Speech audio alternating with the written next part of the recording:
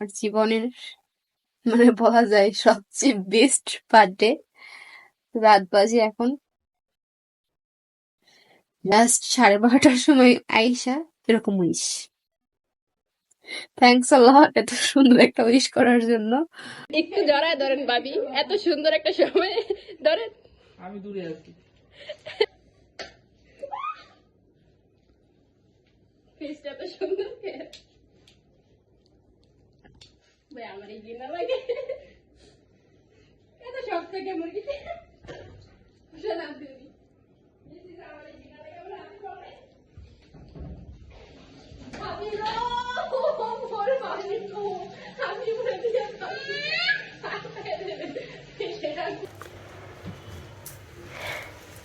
Guess করেন তো এটার ভিতরে কি হতে পারে, একটু চিন্তা ভাবনা করে বলুন।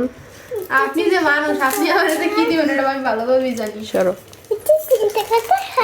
একটু আইডিয়া করুন। আইফোন পায় একটা রিয়াকশন অন্যরকম দেখা যাবে যে আইফোন। আপনি আমার আইফোন দিবেন এটা আমি জানি। ও মা গো আইফোন। আচ্ছা যাই হোক, ভিতর দেখা যাক কি আছে।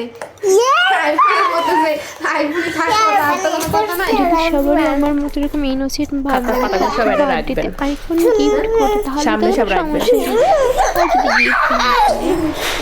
কি থেকে দুইটা আছে সেটা বিক্রি করে আমরা আইফোন কিনবো। লাগা মেনশন সুমনদিকে আইফোন 13 প্রো ম্যাক্স। আইফোন পেয়ে একটু কান্না রিয়েক্ট দিব না মহিতা? আইফোন আমি এটা মোটেও প্রস্তুত ছিলাম না। হতে পারে যে এত বাজে বাজে ফ্লেভার আমার জন্য খুব খারাপ একটা কোনো কিছু ওয়েট করতেছে। এরকম যদি দুই একটা থাকে না পেয়ে বেশি লাগে না।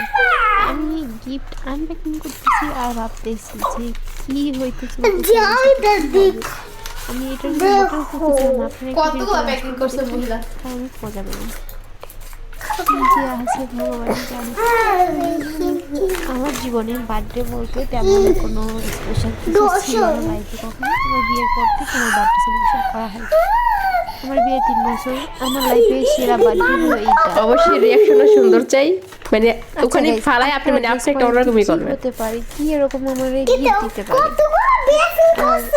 প্যাকিং মানে হাজার হাজার প্যাকেজ তার আসলে বাবারে বাবা কতগুলো প্যাকিং।